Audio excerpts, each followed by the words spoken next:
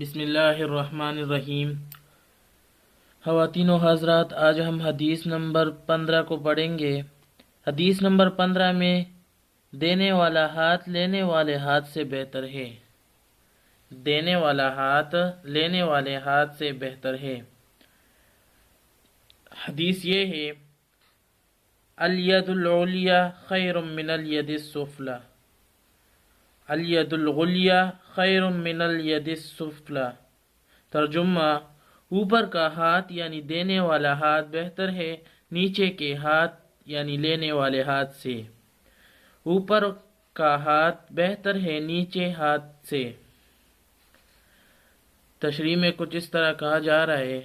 شرح مسلم میں علامہ نووی رحمۃ اللہ علیہ فرماتے ہیں کہ اس بات میں اتفاق ہے کہ بغیر ضرورت کے سوال کرنا حرام ہے، اور جو شخص کما کر اپنی ضرورت پوری کر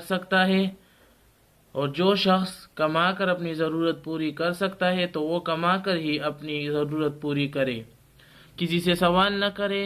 اگر مجبور ہو جائے تو سوال کر سکتا ہے، لیکن 3 شرائط کے ساتھ۔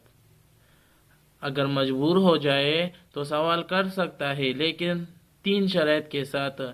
ایک شرط تو یہ ہے کہ وہ اس سوال میں اپنے آپ کو ذلیل نہ کرے، اس سوال کرنے میں اپنے کو ذلیل نہ کرے۔ دوم یہ مبالغہ کے ساتھ سوال نہ کرے۔